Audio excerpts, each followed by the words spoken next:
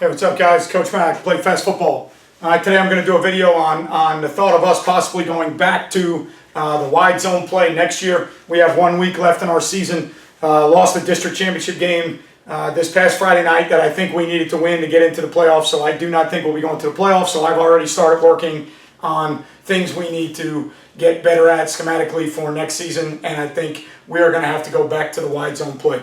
Make sure you check out our sponsors, all right? GameStrat, they'll be in the description box below. I will have a direct link to take you to GameStrat's website. If you're looking for the #1 choice for the most reliable, most affordable sideline replay system out on the market, make sure you check out GameStrat. Good guys, great customer service. They'll be at our Play Fast Football Clinic in January in St. Augustine. All right, Difference USA, which is the ultimate striking machine, which we are going to spend a lot of time on this offseason. We need to get better in the trenches. We need to get better at O-line, D-line. We have some skilled players that are really good that can play with a lot of the teams on our schedule. We are losing some battles up front. We've got to get better developing O-linemen. We got caught in a crazy cycle this year with none of the bodies that played O-line for us this year ever played a snap on varsity in the past. It was one of the weirdest things I've ever seen, but it happened. It's what it was. It is what it is. Nothing you can do. So we've got to develop linemen, young kids, to get out of that cycle so that we can have some returners coming back and then some other kids that we've developed. So we are going to use the Difference USA Ultimate Striking Machine because we have one in our weight room.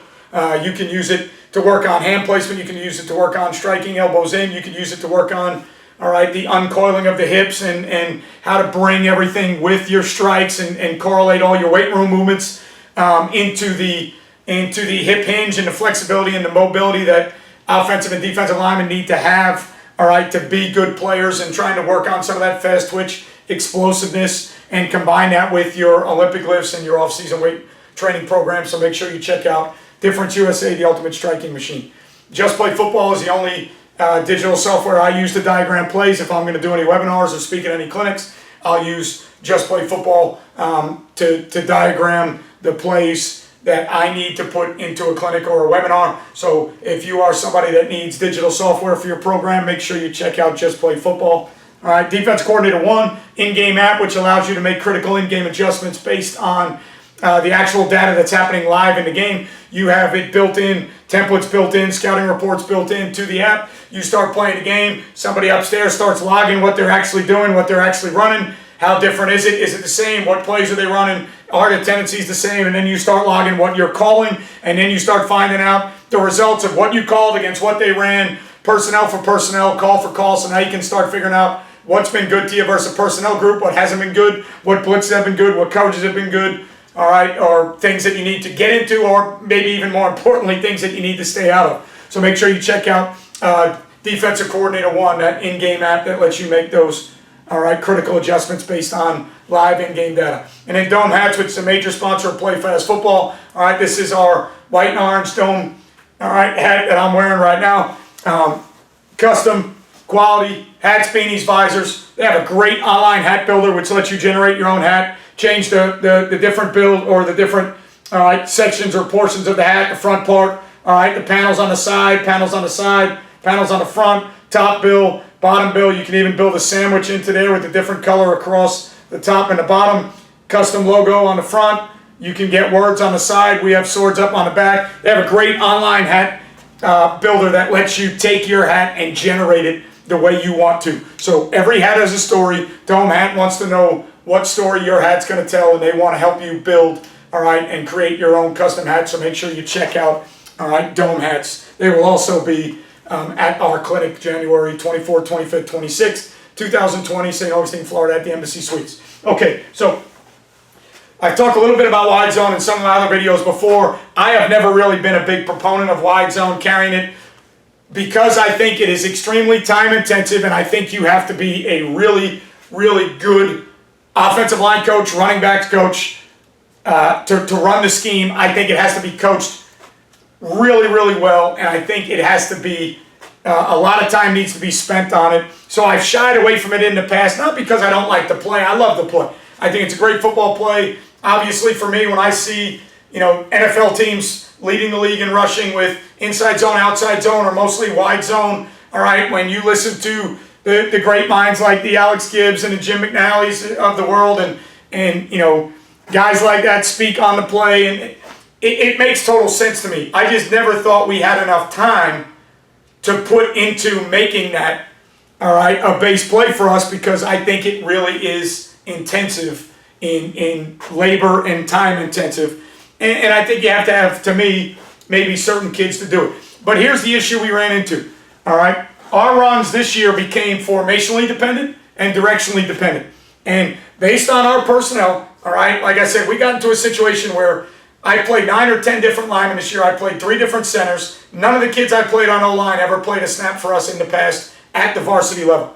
Couple JV guys, a kid that moved in that was 3rd string at the school he was at, transfers to our school. He's one of our top 5 linemen. That'll tell you kind of where we were in the cycle of offensive linemen. So we knew we had some issues, and we knew we had to do some things to cover those issues. And we got ourselves into a district championship game that we lost, and hats off to Menendez football for winning their first district title. Winning is not easy. Anytime you win, you need to appreciate it. They had a great plan the other night. They executed it. Hats off to them. Congratulations to them for being district champs. All right. But we've got to do a better job of covering our own flaws. We had some flaws. We knew we had some flaws. We knew we had some skills that we wanted to get the ball to. But at the end of the day, the bottom line is we didn't cover up our flaws well enough, and we became too formational, too directional.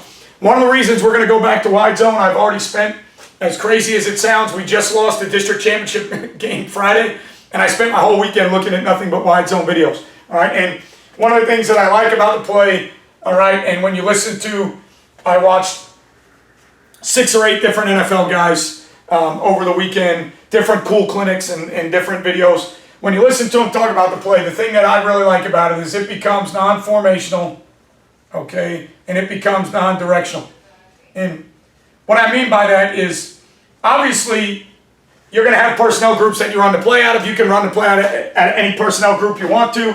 Listen to Alex Gibbs talk about it, and he will tell you it's difficult in different personnel groups. It's difficult in 1 and 2 back because the defense changes their personnel, who the center has to ID as the mic, where you're working, the combinations, the techniques you're working makes it extremely difficult. That's why the teams that carry wide zone, it's one of the only things, maybe tight zone or mid zone, it's one of the only things they usually carry, all right, because it becomes so difficult when you're running it out of multiple formations. But the other reason they carry it is it's a non-formational play. You can run it out of 2x2, 3x1, 2 back, 1 back. You just have to know how it changes for your O-lineman and your declarations and what backer you're declaring as the mic and who's working to get there, and then the combinations you're working, okay? But for us, having something that is non-formational, non-directional is very big for us. We got the situations this year in 1 back where our 1 back runs were our tackle wrap dart play and our inside veer play, which is our version of the zone read. Not that those are bad plays. Just weren't real good to us this year because of our limitations up front and the lack of experience that we have up front. Weren't great at double teams, so when we ran the veer play or quasi-duo play at a 3 technique, we should be getting a double on a 3 and a double on a 1. Never got great movement. Both would come off. It's just inexperience, and it was our cycle of linemen not having the right players, which forced that play to not be very good. And then the tackle wrap dart play is something that you have to win base man blocks. All right, if you run the play at a 3 and a 5, you got to win 2 man blocks. If you run it at a shade, you at least got to win a man block on a shade. All right, and then you got to double a 1. Great football play, love it to death. Not as good for us, in my opinion. All right, not because of the schematics of the play, but because of who we are in general. Now, I've got 2 great backs coming back, a 9th grade back and a 10th grade back that I absolutely love. They're as good as anybody I've coached at that age group. With that being said, I don't know if they'll be with us next year because the way football is in the state of Florida and the legislation, those kids can go anywhere they want, and you have to understand that I have to control what I can control, okay? We got these kids in our offense. We tried to utilize them as much as we possibly could on JV and varsity. Try to let them know that their time is coming. They are the future guys coming up. All right. We won enough games to show those guys that we can win here when we do things the right way. We have a Division I football player that is signed a full scholarship. I've done all the things on my end to control the controllable. I still don't know if I'll have these kids. I'm assuming that if I have them, we are going to be a wide zone team because they are great wide zone backs. And the thing that I like about it, okay, is non-formational, non-directional. I can run it either way I want. All right, so I can run it strong, I can run it weak. All right, if we were at a 2x2, we could run the play either way. All right, so whether we want to run it to the shade or the 3 technique, you've got to be able to understand, all right, if you run it to the 3 technique and the tackle doesn't have help, he's got to be able to understand how to kind of stretch, try and reach that, get your hat to that far, all right, far play side pec or shoulder or outside his hat, whatever you want to talk about. Take that backside heavy hook it hand. Make sure he doesn't cross your face because you don't have help. All right, we're going to try and stretch the 3 technique. Center's working with that. 1 back, we got to declare that as our backer, so we got to get that. We've got to get the 1 either scooped with the tackle climbed or we've got to get it scooped with the guard climbed. Either way, we're going to unchain that. But here's the thing I like about it with the backs that we have, okay? When we take our landmark and we aim for that ghost tight end, all right? I think with the wide zone play, with good backs, all right, even though it has, all right, a designated, okay, point of attack. So let's say whether it's a yard outside the ghost tight end, crack of the ghost tight end's butt, whatever it is, even though it has a designated, all right, point of attack, it has really no designated point of entry. All right, so that play can enter in 2 to 3 different gaps depending on how you get it blocked and how the front blocks it, all right, or how the front moves or how the defense moves. So I like the fact that with good backs, they can get me in and out of situations to where instead of needing a huge win on a 5 technique, I might just need a body on the 5 technique. Even if I don't get them hooked, if I just get them expanded, all right, now the ball can go back and now I can read and see what the 3 technique's doing, okay? So now I'm looking at things that maybe allow me to just get some body-on-body movement laterally and don't involve me physically driving people off the ball like a duo double team scheme, all right, or like a gap power, gap counter scheme, all right? Not that I'm opposed to any of those things. I love the power play, love running counter. We didn't do it this past year as much because of our personnel, but what I'm saying is those things involve heavy double teams, a lot of movement. When you go into the wide zone play with good backs, sometimes good backs will get you in and out of good plays that aren't even blocked. All right, sometimes these backers will run themselves out, and with our backs, all we really need is that 1 crease to hit. Okay, so the wide zone play for us is going to become something that is non-formational, non-directional, but with our talent, it's going to help our offensive linemen, and it's going to help because our backs are those types of runners. All right, if they get to the edge, it's a great football play. But if they don't and they make 1 cut and put a foot in the ground, if we teach them the right way, all right, and we teach them how to read and run the play to, all right, a 3 and a 5, to a shade and a 5, whatever, you know, however you want to look at it, to an odd front, to an open B gap, closed B gap.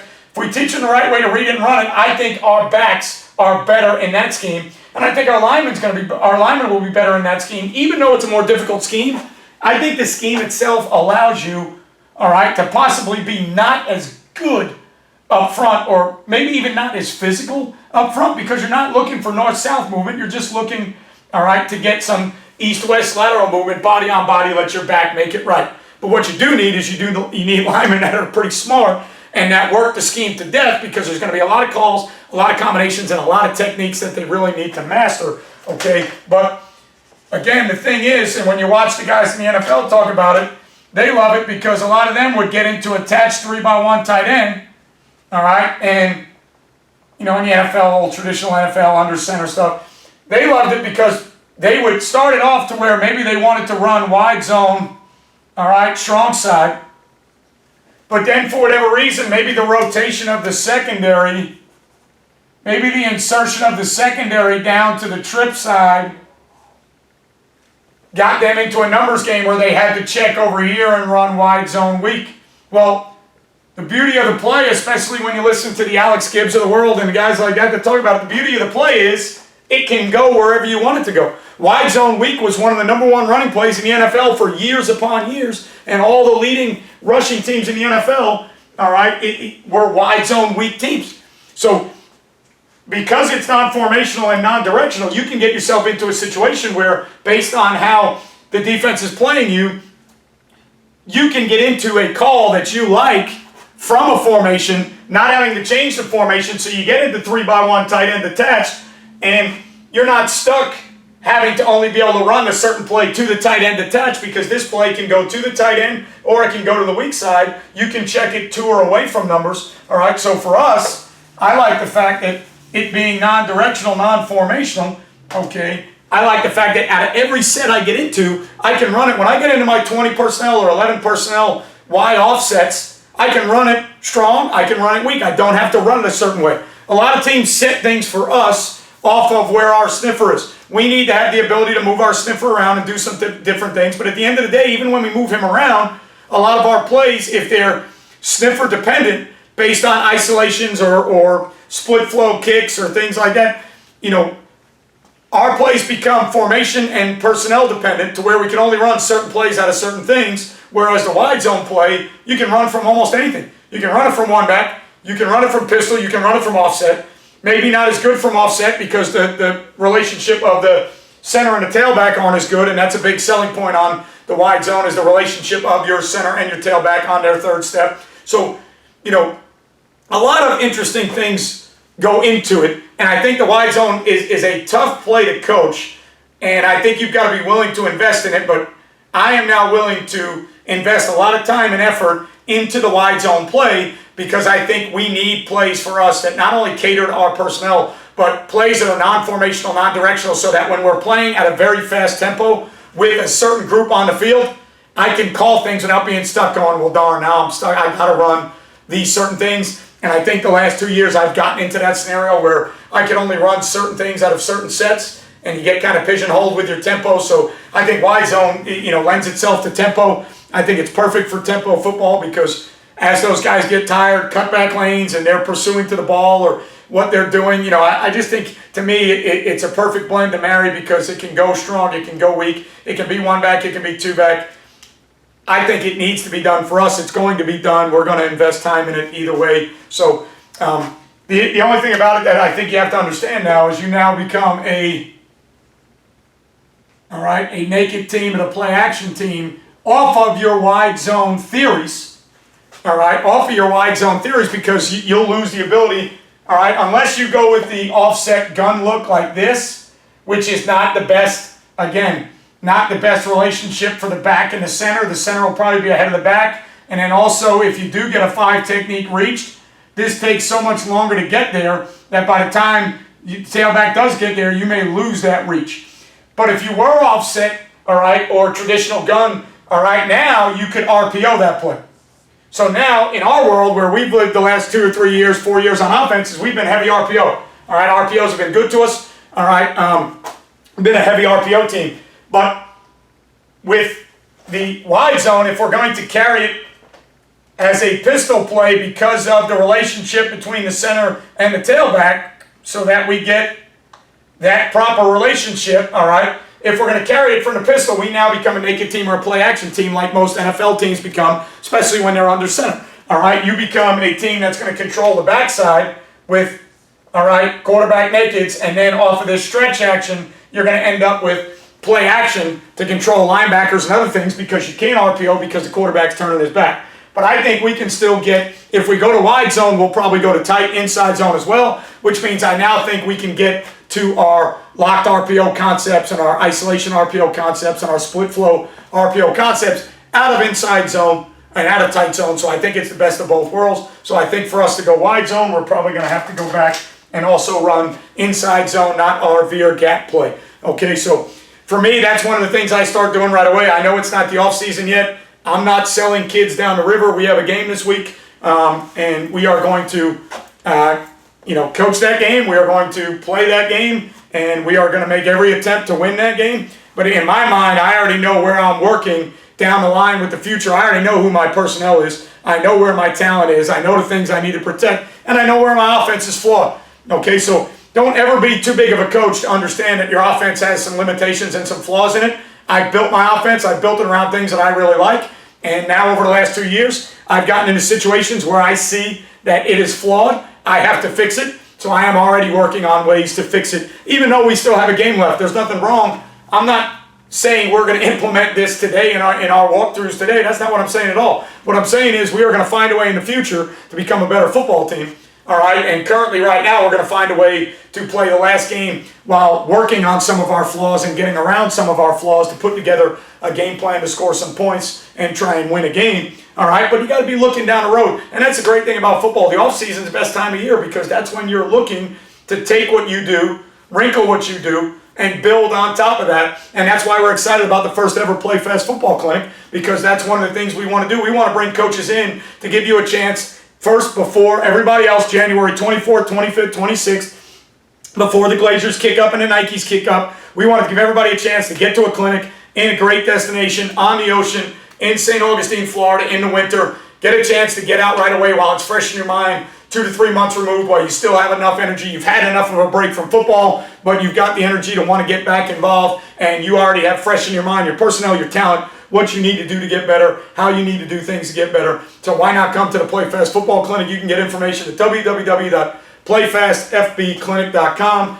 www.playfastfbclinic.com to see vendors, speakers, hotel information. All right, great hotel, Embassy Suites. They give you made-to-order breakfast every night you're there. You can have 4 people in a room, and they give you a 2-hour happy hour every night you're there. Embassy Suites is a great hotel, 1 year old, beautiful on the ocean in St. Augustine. So make sure you check out January 24th, 25th, 26th, the first ever Play Fast Football Clinic in St. Augustine, Florida. All right, I appreciate everything you guys do. Thanks for subscribing. Thanks for liking the videos or not liking the videos. Either way, all right, thanks for interacting. Thanks for your comments. All right, turn the notifications on so you know every time we do a video. Remember, you won't play well until you play fast. I'll see you guys next time.